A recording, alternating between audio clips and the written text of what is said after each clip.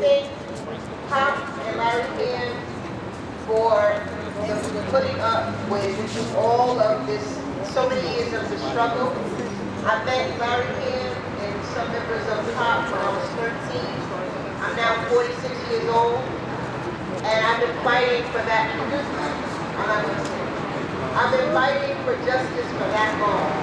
I am right now honoring Fuller Fennell, who's my brother, who was shot and killed by Gary Spratt in Teaneck, New Jersey in 1990. I'm wearing the shirt of Bernard Placide, who was shot and killed by Luana Sharp, who was an Inglewood police officer, still currently working, and who was promoted to detective after she shot and killed Bernard Placide on September 22nd, 2022.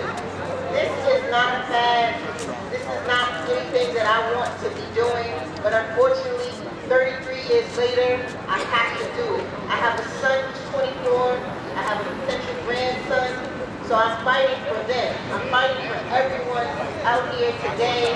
I'm fighting for justice for all those lives lost for the past 33 years, and even before that.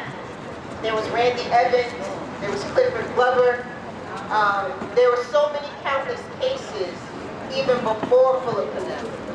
So I commend everybody who's out here today, but just know that your fight for us, for the families, is not going to fall upon deaf ears. We see you, we hear you, we love you, and thank you for your support. God bless. Justice for all stolen lives. We've been marching for 33 years of our life. But it's worth my while. I'm getting old now, and I'm still walking.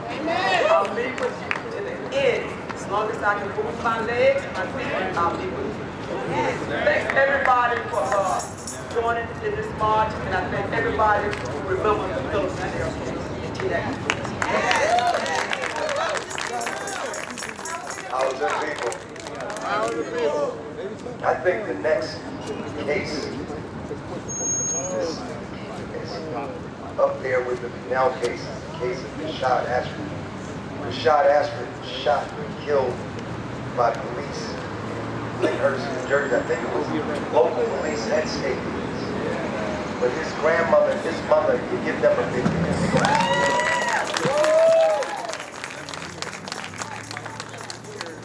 Good evening, everyone, and power to the people. I am honored to be here on this day of the one Martin Luther King. I did a lot of reading on things he said, and his fight and his struggle that he gave his life for. And I sit here and ask, where's my justice? I gave you my grandson. I've gotten nothing in return. Justice? What exactly is justice for a black person? I don't know. All I do know is for 8 years, I've been without a grandson. And no one has told me anything except for he's dead. Well, it didn't take a rocket scientist to tell me that. I knew that. No answers, no justice. Peace. What is peace? This has ripped my heart away.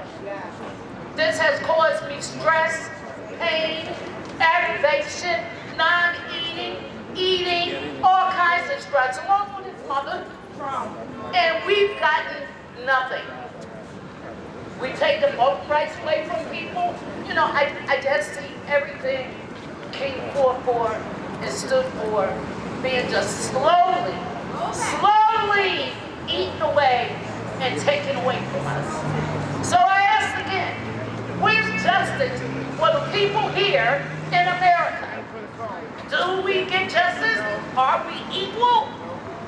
Well, I don't feel equal.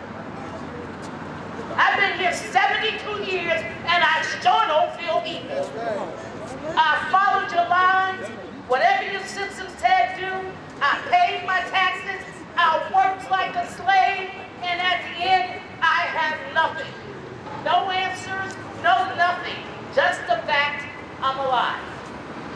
And am I thankful for that? Yes. But you know what? The system don't control that unless I'm going too fast. But at my age, I drive slow. So therefore, my chance of getting stopped might be a little slim. But we can't live like this. I have grandsons, I have great-grandsons, and I should be able to sleep at night when they're out. But I don't. I'll worry myself crazy. Are they going to get back home okay?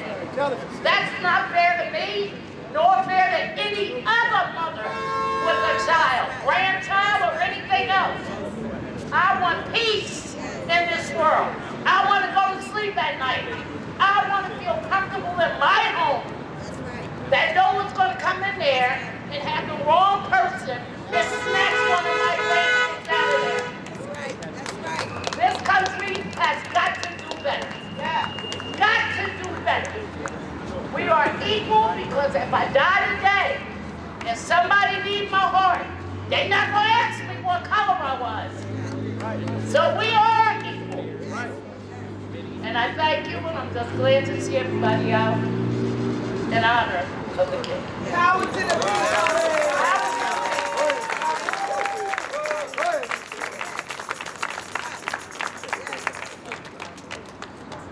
Shah's mother is here. Regina, give her a hand. She's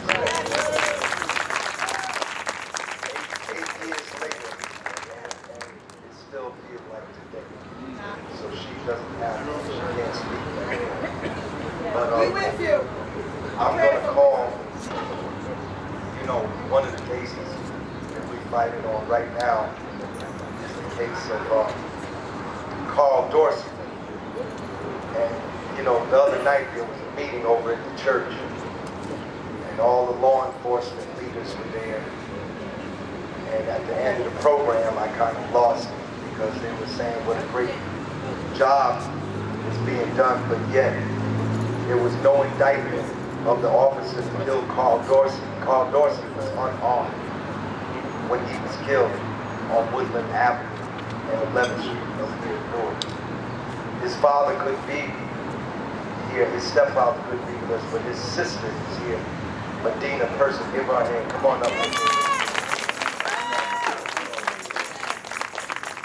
did a good job out there in that church to get married. You said what needed to be said. Yes. Raise evidence. Go ahead. Good evening, everyone. My name is Medina Person. I'm Carl Dorsey's youngest sister. And first, I want to commend everyone for coming out today, just to march for something, to rally for something. It means a lot, especially for the families who are out here continuously trying to fight for justice for our loved ones who can no longer be here with us and should still be here with us. And I will say to follow up on both the two young ladies that just spoke before me, it is, as you can only imagine, just devastating to have to repetitively talk about a loved one, especially when they've been violently taken away from you. But it's something that we have to do. Like I get up sometimes, and there's not a lot of times that I actually want to do public speaking and to speak about the traumatic experience with my brother, but I know that it's something that I have to do. We have to keep fighting. I have to keep his name and his face alive. So that's why when you see me out here, sometimes I'm wearing things so that people can see what he looks like. I just keep a good face to him because he wasn't just a police brutality victim. He was my brother. He was a father. He was, yes, he was. He was a human being who had hopes and dreams and was supposed to make it home that night, just like everyone else who expected to make it home to their family. So I thank you all, and I don't want to seem like as Black people we should think about ourselves as victims, but I feel like to live in America as a Black person is a continuous. It's a struggle all the time. You wake up, like nobody else in this country has to wake up and hope that our family members make it home to us. Nobody else in this country has that fear, has that traumatic bond with each other, that when we leave out of the house, that it doesn't even have anything to do with necessarily what our individual selves act upon, but you can just cross someone, cross a law enforcement officer who's having a bad day, and then that turns into your life is over. So, and I think that's something incredible, and it's something that definitely needs to be changed. I hope I'm alive to see that change, and until that change comes, this is why we're out here fighting for justice. So no justice, no peace. Give her a big hand. Give her a big hand.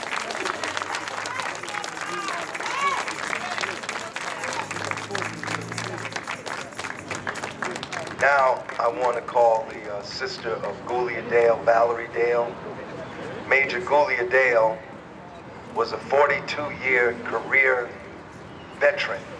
His whole adult life was serving his country. He was decorated, he was promoted, he was Major Gulia Dale. He served two tours of duty in Iraq. He served in Operation Desert Storm. He served in Afghanistan. And he came home to his hometown of Newton, New Jersey. After all those wars, came home alive to Newton, New Jersey to be killed on the 4th of July by the Newton police. And this is another reason I got upset the other night over there, saying what a good job they did. They couldn't come back with an indictment in the Gulia Dale case. You know, but his sister's here, Valerie. Give her a big hand, because she be at all the demonstrations. I think Larry mostly said everything about this whole situation, but you know, Dr. King, he stood for justice against a whole lot of things. And you would think after all this time, all these years are going by,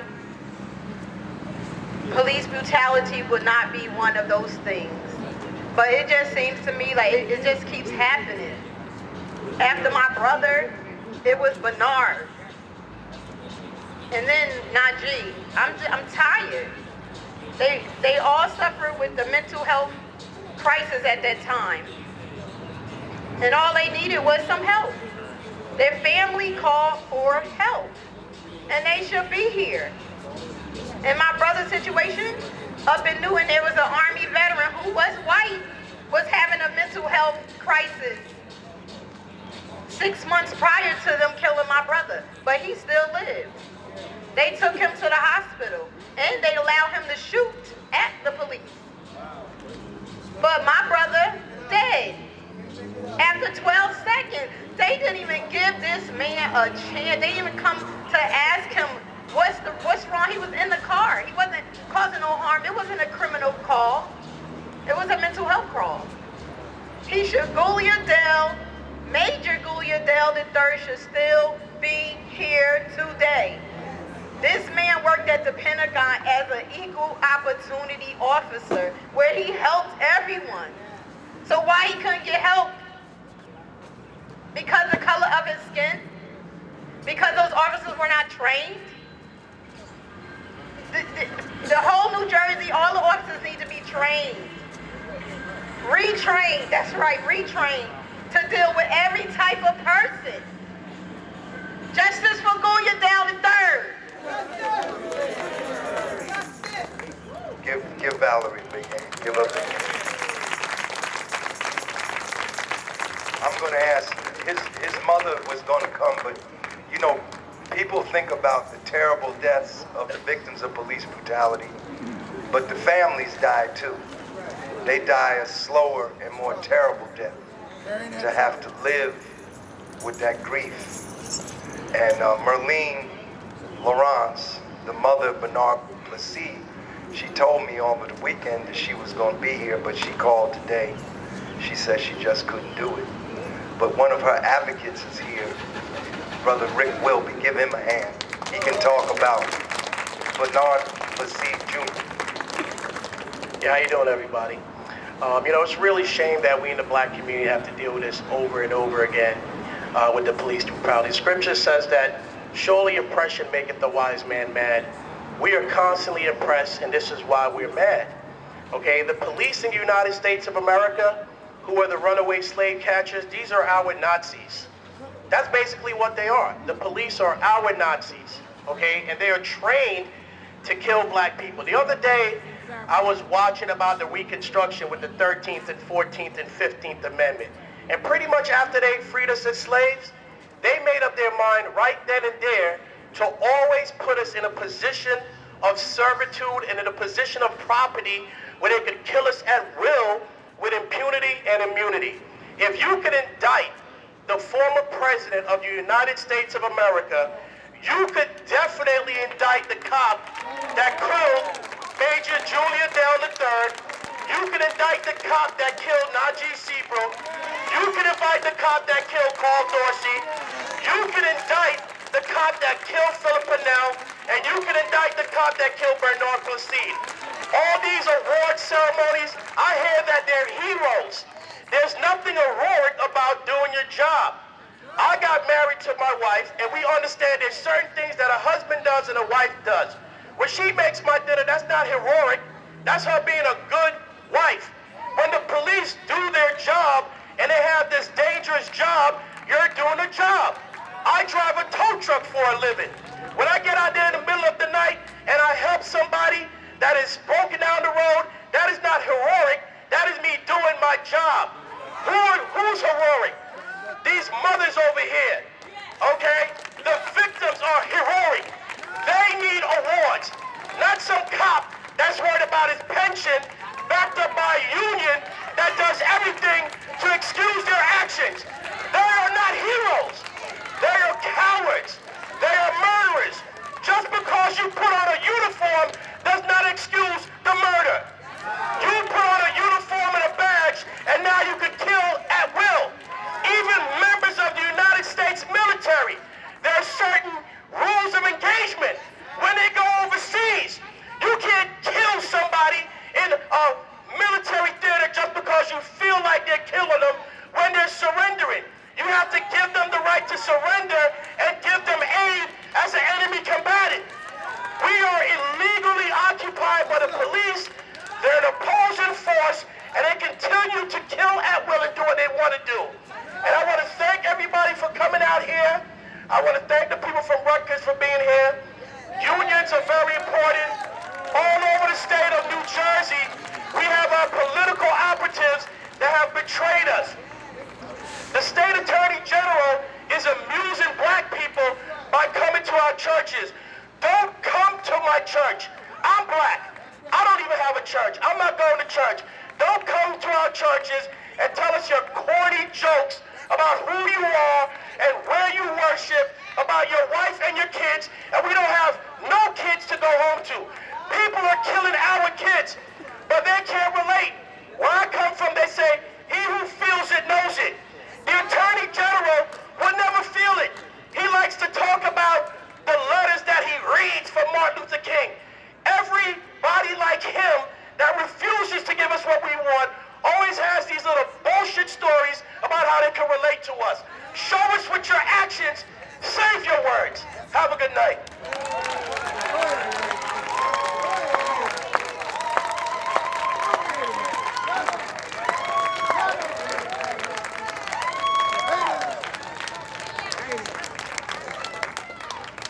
We give Rick another hand.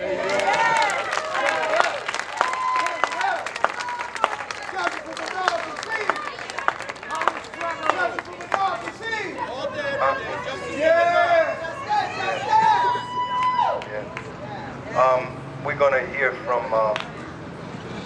Michelle is a student at the new high school here, Donald Payne. Y'all know where that is, up Central Avenue? It's a new vocational school. Right. And, but she's coming into the movement. She's in the high school. She's coming into the movement. She wants to say a few words on behalf of the young people. Power to the people! Power to the people! Black history is our history. Black history is our history. I know you guys have seen on the news about AP African American Studies and how in the beginning there was all these great activists, all these great writers, black thinkers. They were all on the list, but now just because the governor in Florida has a problem, all of them were stricken down. Some of my favorite art were stricken down. June Jordan, stricken down. That's not fair. We deserve to learn about history in our schools. We shouldn't have to wait to go to college, because the truth is, where I come from, not everybody goes to college. I go to vocational school. Not everybody goes to college. We deserve to learn about our history, because Black history is our history. How are we supposed to engage the young people in our movement if they don't know anything about it? 54 years ago, guess what happened up on the block? The Newark uprisings. But when I go and ask my classmates, they don't know anything. That's not their fault that they don't know anything, because they were not known. None of my history teachers have ever told me about the Newark riots. I had to go learn by myself about the Newark riots. I had to go into the Irvington Public Library, scan through old dusty books just to learn about a history that happened on this block. That's not fair. That's not fair to me. That's not fair to any of them, because if we don't know about our history, how are we supposed to know about the systems of oppression that hurt us now? Because the truth is, history forgotten repeats itself. yes, history that repeats itself, but the truth is the past is the present now. The oppression that has been happening 50 years is still happening now. Our New Jersey schools are some of them among the most segregated schools in New Jersey. You go to Payne Tech, you go to Central, you go to Eastside, you see the same demographics. You go 10 minutes, you go to Milburn, you go to Montclair, you go to Caldwell, you go to West Caldwell. They're all white. These systems of oppression have made it like that. And we need to be educated on that so that we can go and make a difference. We need to, because if we don't know, how are we gonna do it? If we don't know, how are we gonna understand why when I'm in class and I want to speak, my teachers are shutting me down. My teachers are suspending people who look like me more than the white people. That's not fair. These systems of oppression, yes, these systems of oppression are affecting us now. There are police in our schools arresting us. There are police in our schools harassing us. There are police in our schools who follow us home to make sure we don't do anything out of line. They can mace us. This is just an injustice, but how are we going to start if our young people aren't educated? We should not learn about Black history when we go to college. Everybody needs to know about our history. Everybody needs to know about Newark's history. Thank you.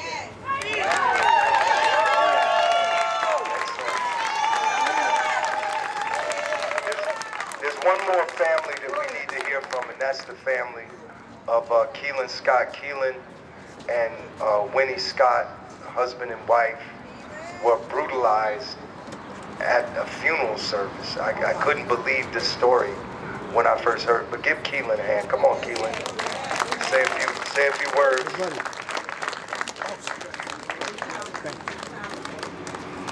You need time, I'll call the Rutgers. No. Come on, Keelan. No. I'm gonna ask the Rutgers people to come on. Come on, Rutgers, while Keelan, wait a second. Get your words together. Come on. Somebody from Rutgers. Who's from Rutgers? Oh, Kai, student at Rutgers University. Give him a big hand. Peers, friends, and all those concerned. It's time for us to rebuild the solidarity that was so prevalent in the civil rights movement of the 60s. This means more coordination and more organization between unions and community organizers. Real change will not come from Democrats or Republicans. It will come from the solidarity between us. All academic workers at Rutgers are poised to go on strike. Rutgers pays faculty 5% less. Showing they care about Newark, 5% less. Our campus's budget surpluses are stolen right from under us and shipped to New Brunswick. Rutgers Newark serves predominantly underserved Black and brown students. They claim to care about us, but the budget doesn't lie. It is clear that my university is putting austerity before students and this community. We will not give up until we are properly funded.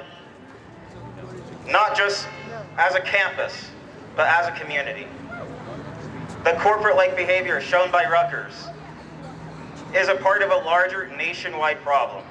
To properly challenge these massive and wealthy institutions, community organizers and labor activists must work together. I posit that it was no coincidence that MLK was killed as he himself was building this bridge. The roots of our oppression are fundamentally tied up in economics, but we must acknowledge and attack these roots. Spread organized labor across all borders, real or imagined, across class, across highways that are designed to segregate us, across race and gender.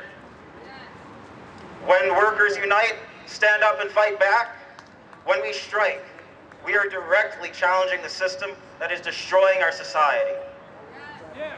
A system that brutally oppresses us through its monopoly on violence.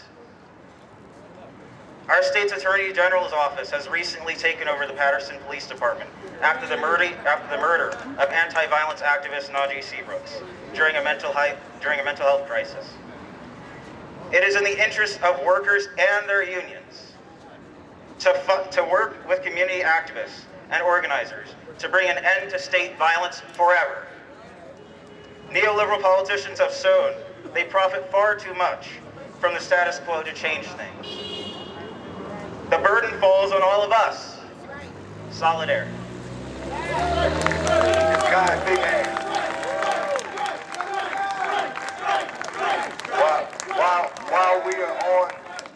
While we are on the labor tip, I'm going to ask Brother Charlie Hall from the retail workers to come forward. Give him a big hand.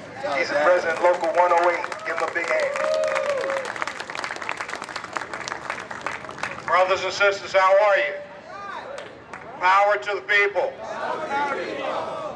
I think it's only appropriate on April 4th, the day that Martin Luther King was assassinated, 1968, approximately 6 o'clock p.m. He was gunned down by people who just didn't want us to come together as a people and move forward. We're here today hearing stories about people of color, black people, men, women, gunned down just because of the color of their skin and not given a chance. So I think it's only appropriate that we have at least a moment of silence, and then I'll address you. Can we have a moment of silence?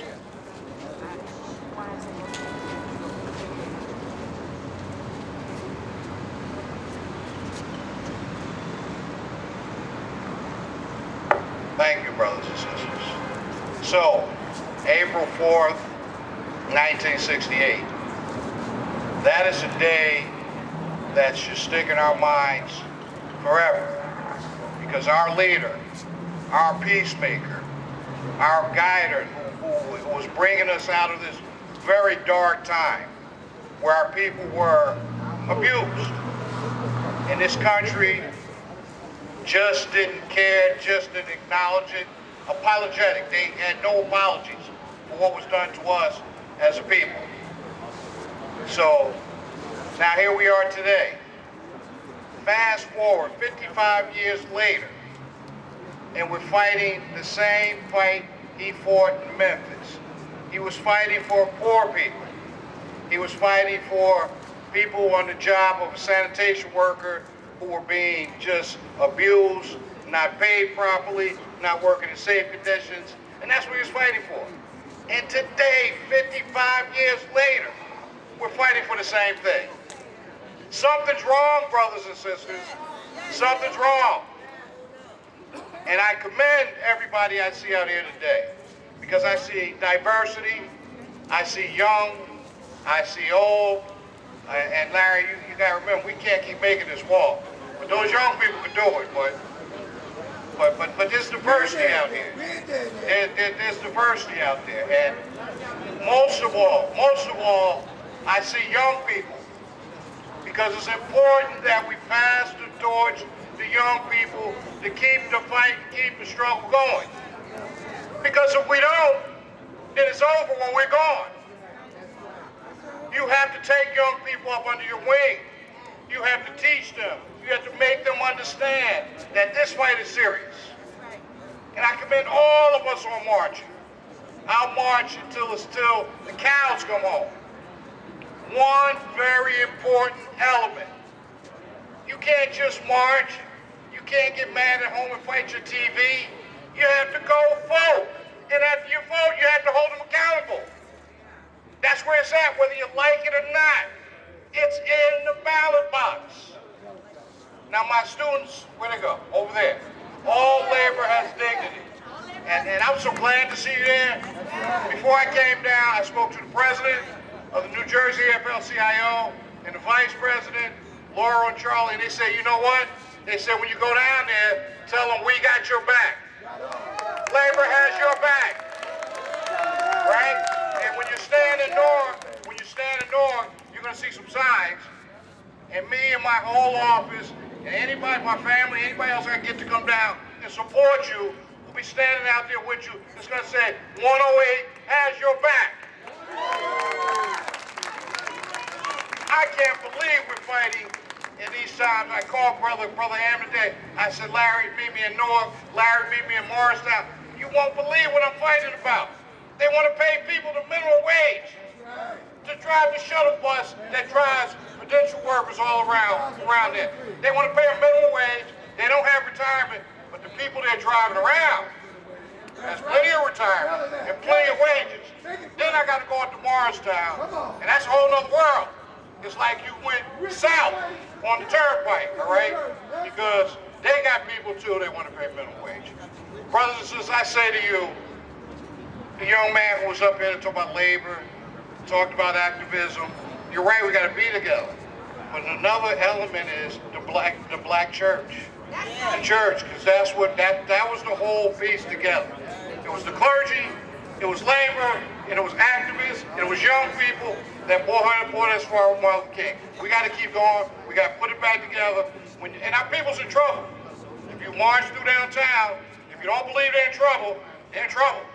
We got to help them. We got to guide them. We got to pay the way for them. And Larry, I'm not going to take no more than that. I hope that's 3 minutes. Power to the people! All right.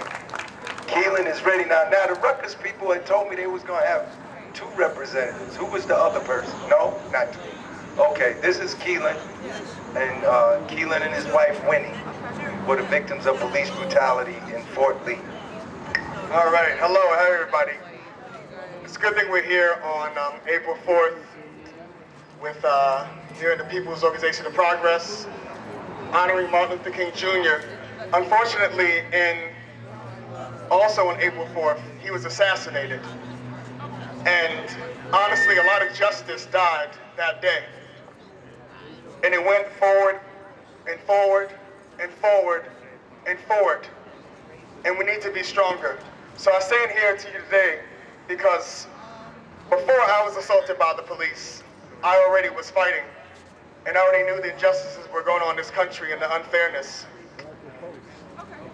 So on August 2nd, 2018, I was assaulted by the police with my wife. It wasn't at a funeral. It was actually while my brother-in-law's body was still there at the house. So they basically beat me and tased me while we were grieving only 2 hours after we got to his place with all of our in-laws in front of everybody with over 30 police officers with nothing but aim to assault and hurt a grieving family. As I speak now, I'm in a civil lawsuit. Now people don't understand that when you get assaulted by the police, you usually get blamed. So it took a year or 2 of criminal litigation. If they don't kill you, they try to make you a criminal. So that's what they did. I was able to be not convicted. However, another part of the department in the Attorney General's office, as we speak to this day, is trying to take my teacher's license that I worked 6.5 years for, even though I wasn't convicted of any crime. So it's stuff. So we're trying to get a civil suit to try to get back the tens and hundreds of thousands of dollars that we lost because of the mental anguish that we went through. So I wrote this a couple days ago. In America, police brutality and all injustices similar to it go unaccounted for, and prevail because we have succumbed to one or multiple of the five following. Fear, we're afraid. We fear the police that will do to us, or what the system will do to us or the victim if we interfere. Ignorance, we are ignorant of the details of the situation that happens to the police brutality victim, how bad it is, what happened in the investigation, or worse, and most often we don't know it happened because millions of police brutality victims walk amongst us every day, including me. I'm willing to bet there's at least 10 specific ones right here, right now. We guilt the victim, and we say it's their fault, and they deserve to die, or they deserve to be beat, or they deserve to be assaulted. And we get manipulated by the system of those that try to lie and swindle the truth. We do not heed to what we need to do. Today we're heeding. We're fighting for justice right now. But we don't do it every day. We don't take it serious. So the opposition wins. And then we trust this crooked system. You can't trust them. So I stand here today as a survivor of police brutality, but also as an activist and a fighter for what's to be against what's going on in this country. This country is a country of tyranny that preys upon citizens that pay the taxes. And they don't give a damn about you. They make these statues to try to make you and appease you, and make you think that you're getting justice, when it's just statues and material. The reality is that the police that assault, Trump that went to jail, the politicians, the prosecutors, the judges are more corrupt than ones that are amongst us. And they're against us. Black, white, orange, it doesn't matter. If you pay taxes, they say F you. That's it. Thank you, Keelan. We're going to have somebody, I don't know if y'all saw the article that Star Ledger reporter Andy Richards wrote today. It's up online. It was an article in advance about what we were going to do today. But there's a person that she interviewed in that article. There's a picture of him and Dr. Martin Luther King. And we actually have somebody with us today that brought Dr. King to speak here at Newark, New Jersey, brought him to Rutgers University, and it probably has something to do with this statue here today. That's former Assemblyman Bill Payne. Give him a hand. Come on, Bill. And he's 90 years old. Give him a big hand. Thank you, Larry. And I'm happy to have an opportunity to be here today with you, yes. One of the things I'm very, very proud of, as a matter of fact, in participating today, are some of the signs that we have here. Some of the signs that now we have a sign that says, I believe the young lady's holding it right here, you know. We have the Amistad legislation. Has anybody ever heard of the Amistad legislation? And 20 years ago, when I was in the legislature, I introduced legislation called the Amistad legislation. And the Amistad legislation was to teach the contributions that African Americans have made to make this country what it is. Because if you went to school, where I went to school in Belleville, for instance, one of the things that the teachers taught about when I was in second grade, third grade, was a little book called Little Black Sambo. I don't know if anybody had ever heard of that, if anybody knew about it.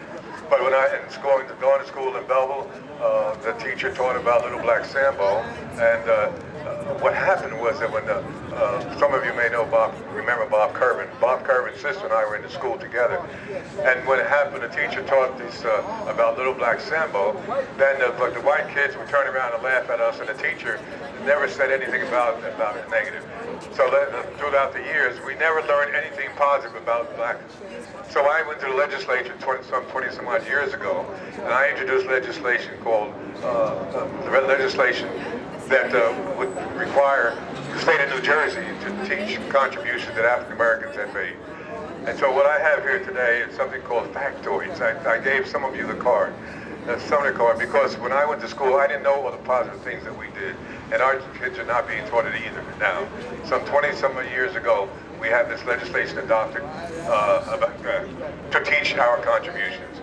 And I have a card here for each of you if you wanted. I can tell you some of the things that we've done. For instance, during the Revolutionary War in this country, blacks fought in the Revolutionary War, but they never taught that.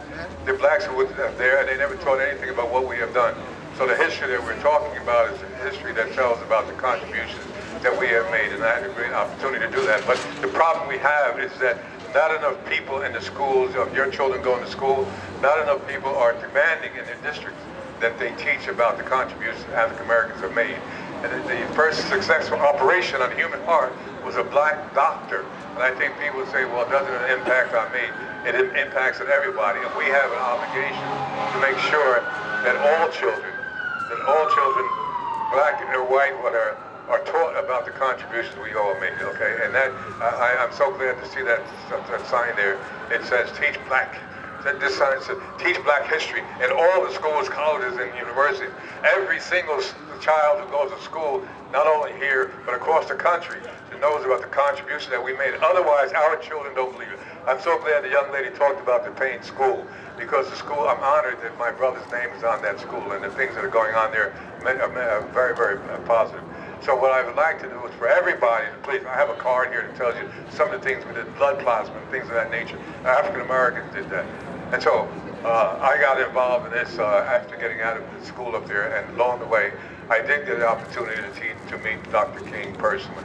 The opportunity, and where we're standing here right now was not very far from Abyssinian Baptist Church. Abyssinian Baptist Church. You remember that Dr. King came to town, and the last place that he preached that night was at Abyssinian Baptist Church. And I recall meeting him because I met him in 1956. At one time, I was the national chairman of the youth division for the NAACP, and we were at a convention in California, at which time Dr. King had been invited to speak there by some people, but some of the older members of that organization did not want this young preacher, who was only 26 and 27 at the time. They didn't want him preaching there, and some of the people that were fighting for civil rights said, no, that little preacher's not going to preach here. Well, it just so happened that Bill Payne was the national chairman of all of the youth of the NAACP, and I called a meeting and told my young people, I said, these old guys don't want to have Dr. King speak here. So we had a meeting. Thurgood Marshall came to the meeting, and the rest of them came to the meeting. We said that if, in fact, Dr. King doesn't speak here, nobody's going to speak here, okay? And we demanded it, and Dr. King made his very first speech to the NAACP in 1956, when we were at the Supreme, and I was the national chairman at that time. So the last thing, and I'll tell you, is that Dr. King, because I got to know him over the years, that Dr. King spoke at Abyssinian Baptist Church the night that, he preached at the church, Abyssinia. He had been to so many places that day, Southside High School, and a bunch of other places he went. But he came to this church here. And I was double parked. Dr. King got out of a car, and he turned around and he said, hey, Bill, how you doing? And he said, I'm so tired. I've been to so many places today. I'm so tired. I can't go anywhere else when I leave here. He said, Harry Belafonte is having a fundraiser in his apartment in New York. After I leave, I'm going to go to New York for that, but I'm not going to be able to go to any more stops. And he said, by the way, why don't you take a ride over with me? He said, the police officer that's assigned to him would bring me back. And I said, well, no, Dr. King, I'll see you next time. Well, he came out of the church after making his speech. He went to New York. He went back, he went home, and then after that he went out west and he was killed. I waved goodbye to Dr. King as he rode right down the street to go to New York. Waved goodbye to him. The next time I saw him, of course, I went to his funeral. But there's so much more that we need to do. This tells about what we need to do. That we have too many people have given their lives, and I'm glad I had an opportunity to do some of the things about it. I don't want to take up any more of your time, but I'm very proud of that young lady. There she is. I'm so proud of her. She's such a fantastic youngster. I go to the Payne School from time to time, and I go to the class where they're teaching the future lawyers and whatnot. And who's up there taking that young lady there? She's absolutely incredible. I just saw not too long that the other than she is absolutely incredible. And there's so many others in your class and so many others are doing a good job here. So I want to thank Larry and the rest of you for doing all the things we have, and I appreciate the opportunity to speak here and so see all of you again. Please take one of these to have it. Thank you. Thank you, Assemblyman. Next, we're going to have Brother Matt Damon from Our Revolution is here. How many Our Revolution people here? Matt Dragon. All right. I'm not as famous as Matt Damon. My name is Matt Dragon. I'm here representing Our Revolution, New Jersey, and I'm also a member of POP. Somebody mentioned the Attorney General, Matt Flacken, referencing letters from a Birmingham jail. And that is the piece of writing that talks about the most dangerous force being white moderates. That's right. And That's right. our Attorney General is a white moderate. That's right. Governor Murphy is a white moderate. That's right. Speaker Coughlin and Senate President Scutari are white moderates. That's right. That's right. They're not trying to solve all the problems that people have brought up here. They're passing bills to make it easier for them to raise money, to reduce investigations into their fundraising, while they sit on the CCRB bill, while they sit on the police record bill. Those people who are quoting Dr. King's letters are the same people he was talking about. And they either don't see that or they don't want to see that. They know that we didn't read the letter. That's what it is. So I want to say thank you to everyone who came out tonight. Thank you for the chance to speak. And we have to hold all those white moderates in the state house and in the state government and in the local governments accountable for what they're not doing as much as for what they are doing. Yes, sir. Thank you, Matt. Where's Brother Owl? Right behind you. This Brother Owl, indigenous from the Ramapo Nation. Give him a big hand.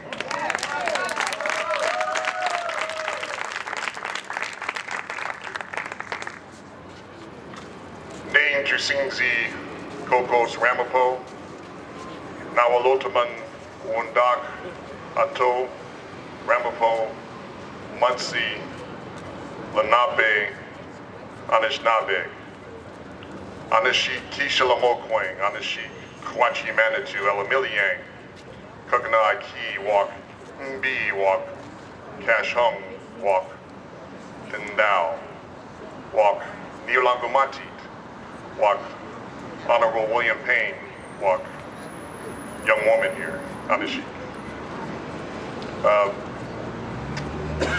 The words I spoke are the words of the Muncie language, the original language of these lands. And what I said in English was, my name, Owl, I'm from the Ramapo Muncie Lenape Nation, the Deer Clan. And I just said a prayer of thanks. Anishi Kishalamokwang, thank you who created us from thought. Dr. King said that we have to undergo a revolution of values, which we need, ironically, more so maybe even now than then in some respects, to combat those, what you call those triplets of the racism, the extreme materialism, and the militarism.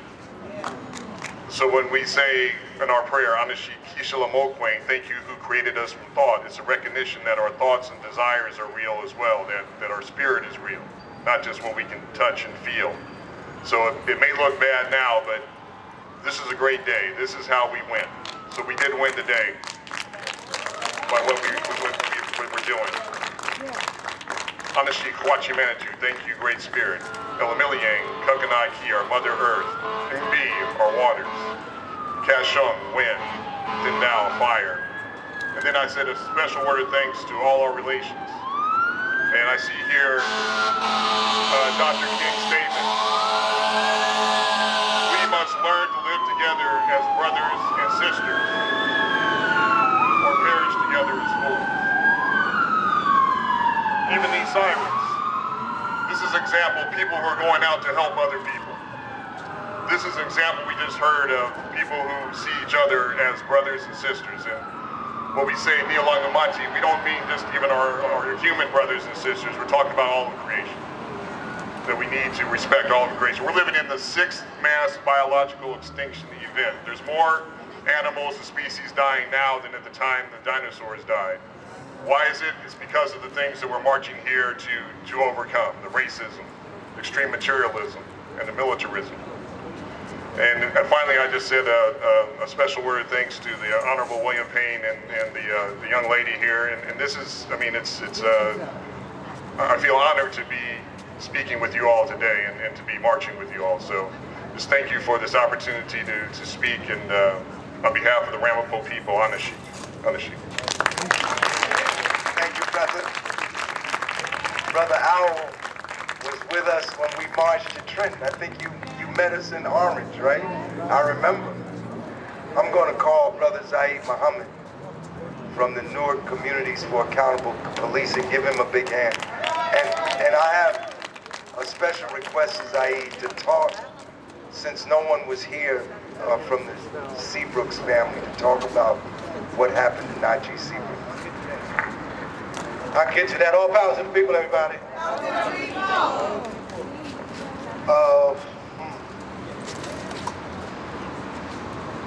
You know, I appreciate the age range of today's gathering. Today was a beautiful gathering, right? I was talking to a beloved elder named Rebecca Doggett when she was here earlier.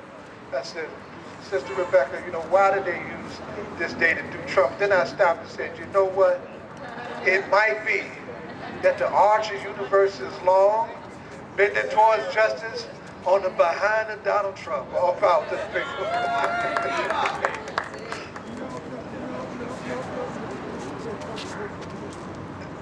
I belong to the last generation to see this great man alive. There comes with that an enormous responsibility. That's why people think I am as crazy as I am. And I am. This is a psychologist right here. She agrees that I am crazy about freedom, justice, and equality. Because we are in a time as dangerous as the time that took him down. And we need to be real clear about that. Somebody is giving somebody some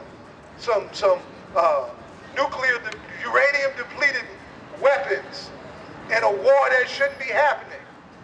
That's got the whole world on the verge of nuclear war. And you know what? That's not in the national conversation the way it should be. Even though it took a scared American state to just get around to indicting a Donald Trump, his popularity amongst these crazy white folks who are willing to tear up their own country to put you back in your place is more popular and thick and dangerous as ever. So do not take this moment lightly. The challenge of us in this historical moment is as serious now as it is then. So own this moment and dare say to the forces of reaction that we will not go back. We will not go back.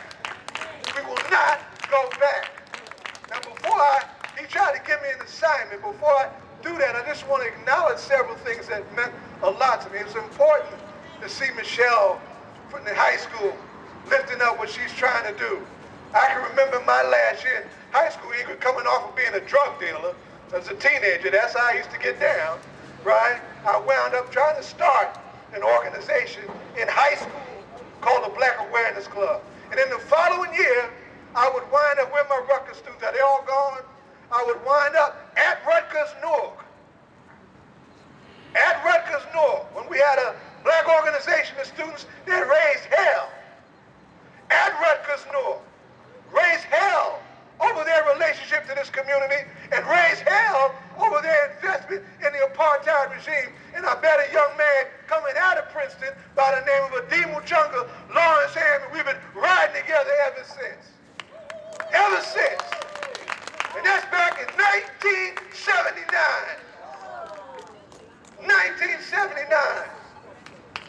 And then it, transitioning, not mentioned yet, but I have to mention this because my roots are in the Black Panther Party. And I was talking to some young people about the Black Panther Party a little while ago. And she couldn't understand, you know, the question to COINTELPRO. I said, look, we got folks, we're still trying to get out of prison, right? Mumia Abu-Jamal is not a fantasy. He's not a celebrity. He's a real human being, right?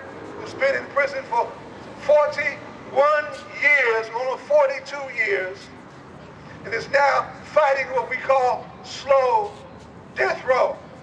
But don't you know, after Dr. King was assassinated, the Black Panther Party went through its third and largest growth spurt that had them roaming all over this country, including this town, and it made them the #1 target of the national security state apparatus of the United States government, and we still have people in prison from that time moving forward. And what did the Black Panther Party do during that time? They did something called for a National United Front Against Fascism. Huh? Yeah. A National United Front Against Fascism. That call is a call we need to be ringing throughout every hood in this country, because it is going to be solidarity that's going to stop the hand of racism and fascism. Fred was clear. We're going to fight racism with solidarity. We're going to fight capitalism with socialism. He was clear. But folks have paid a serious price for that. Now, the Najee Seabrooks family could not be here today. They just retained counsel finally, right? And that is an important thing to them. But the thing about Najee is really not just Najee. I want my folks who in Patterson to understand that the coming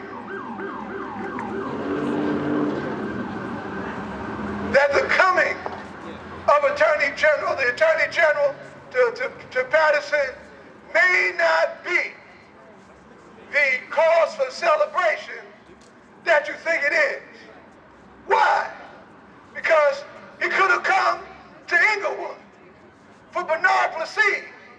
Because it is a law that says, while somebody has been killed at the hands of the police, everything in that police department involving them officers is supposed to stop, and the AG is supposed to do an investigation. Nothing's supposed to move until that happens.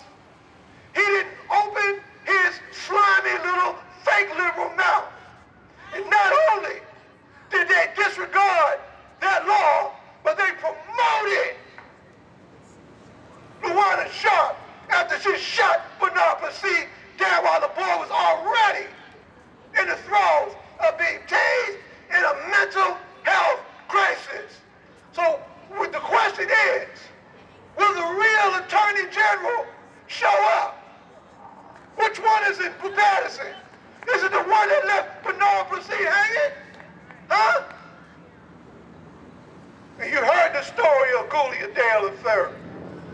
Major Goulia Dale III. The call started, it was doomed to its fate right away. They didn't say Major Dale is in a health crisis. They said black man with a gun. He was dead in 12 seconds. 42 years. 42 years of giving his life to this country. On the 4th of July, you can't make this stuff up. Did Attorney General Blatkin intervene? Did he use his authority to hold the police department and the police officers involved in Newton, New Jersey accountable for that ordeal? Hell, they didn't do a damn thing. And then here's Carl Dorsey. You know, we got this one on videotape. Carl is falling away with his hands up, doesn't know what the hell is happening.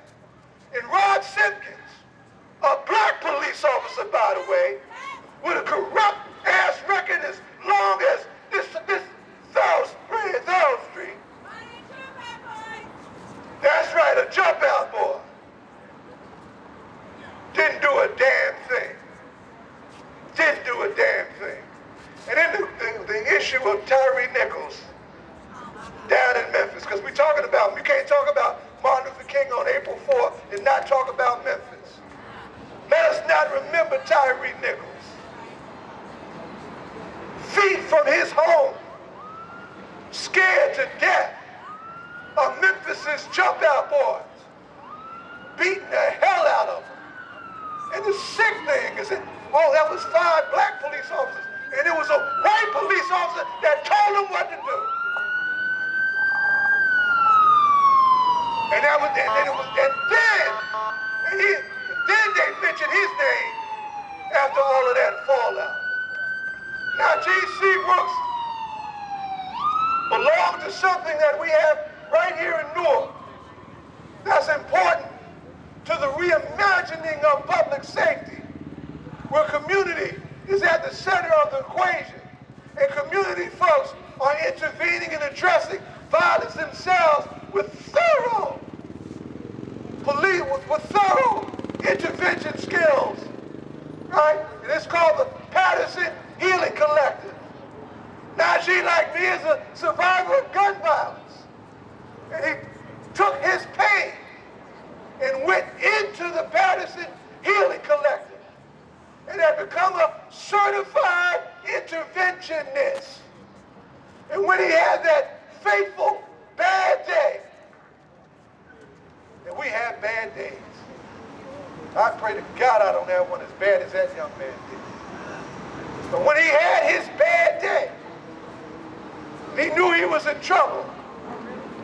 He barricaded himself in his bathroom. He told the Patterson police.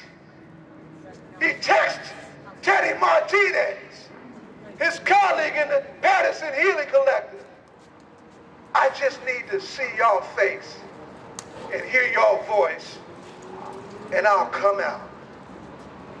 And the officer in charge, who did an intervention with the wife of Teddy Martinez, Barbara Martinez, who then would claim ignorance afterwards, gave the order to take Najee down. And think how they did it. I don't know if y'all saw the videotape, but you know, black men, we're sensitive about our mamas. They said, we're going to take you to your mama.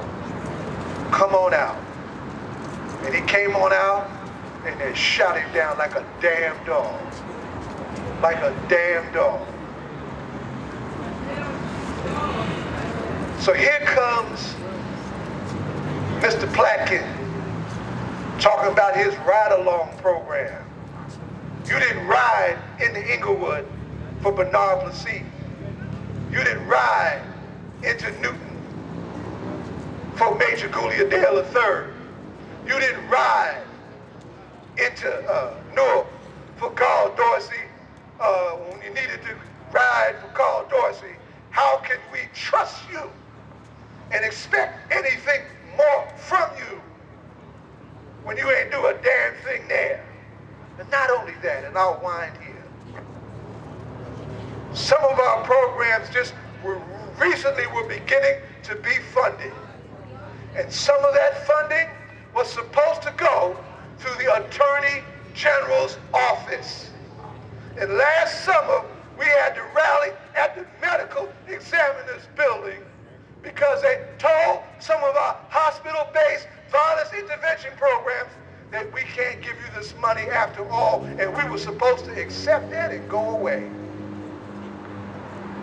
But we didn't go away. We raised hell, and we embarrassed the moderate Governor Murphy and his punk-ass moderate Attorney General Platkin for the dirt they tried to pull and held them accountable, and now he expects us to trust him. No, Patterson turned the volume up on his ass.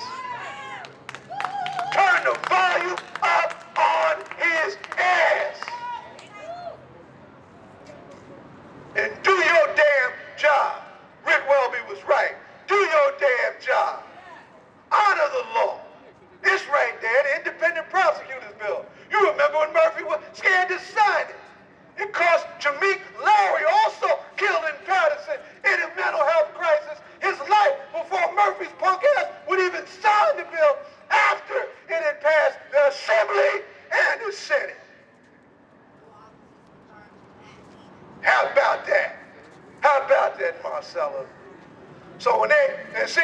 and then pulling out the letter from Birmingham jail.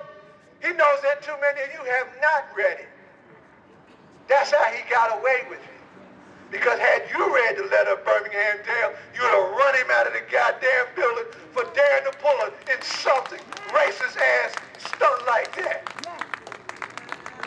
I read the letter from Birmingham jail. If you don't know where to find it, Why We Can't Wait, one of 6 books done by Dr. King. Don't play with this legacy.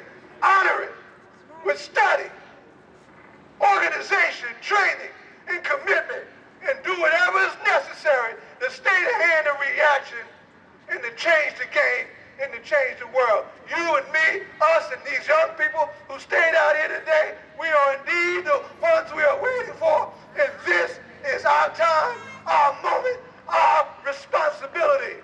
All power to the people. All power to the people. All power to the people. All power to the people. I gotta go break fast while I turn it to a damn article. All right.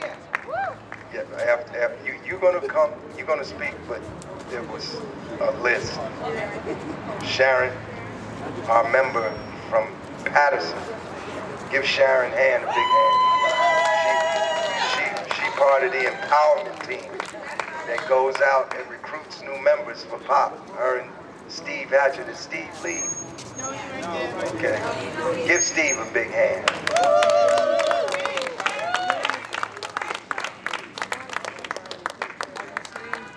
I have the utmost respect for all the people who are part of the empowerment team.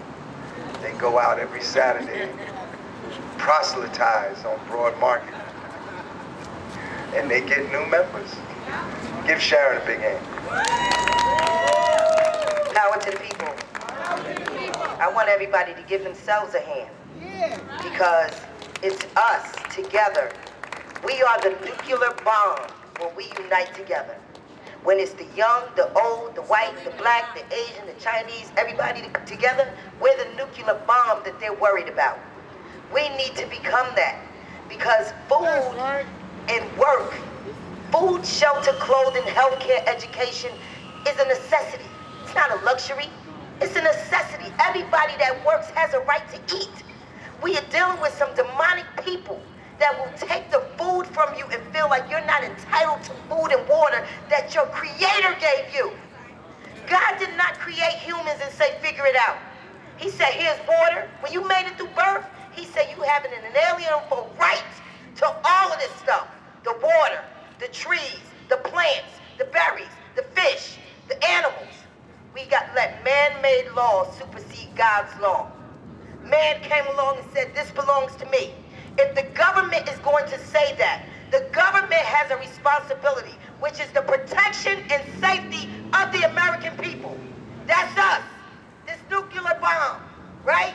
So we have to stop doing things the way they have processed it and put the policies together and said, do it this way. We got to start doing things a different way. The different way is resistance. On your jobs every day. When they say, oh, AI is watching you, so make sure you don't take no breaks. You take more breaks. Make AI slow. Make AI dumb. Don't let AI take your job. What are we going to do if AI is going to replace all of us? Technology is good, but we are humans. We need human interaction. We are humans. We need food. We need shelter. We need clothing. We need education. We have got to get serious about our right to live. It was already given to us. We don't have to ask permission. We need to just take it. Power to the people. Stand up and fight back. Thank you, Sharon. Next, we're going to have Trevor Conroy, student at Seton Hall.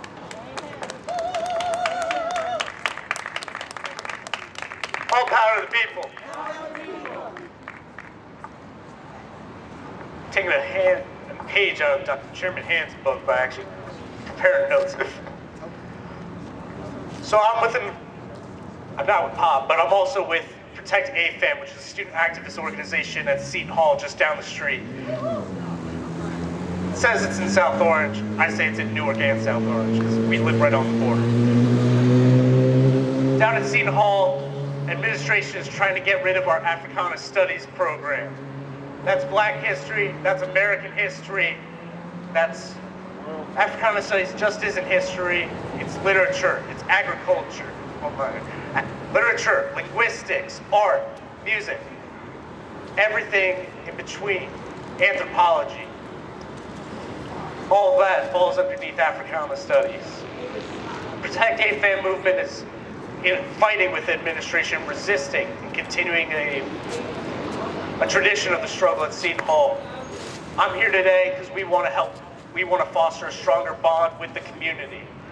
Because Africana Studies would not be at Seton Hall if it wasn't for the community. Without the Newark Rebellion, Africana Studies at Seton Hall wouldn't exist. And Seton Hall's Africana Studies was one of the first 5 programs in this nation, and they're trying to get rid of it. So if we were born from the Newark Rebellion, then Africana Studies was born from the Newark Rebellion. This community created that, and we want to honor that by connecting deeper with you. Steve, I'm coming back. Earlier, we were talking about unions and solidarity, as it is Dr. King's legacy on this day, and that's what he was fighting for this day 55 years ago. This isn't what I came to talk about, but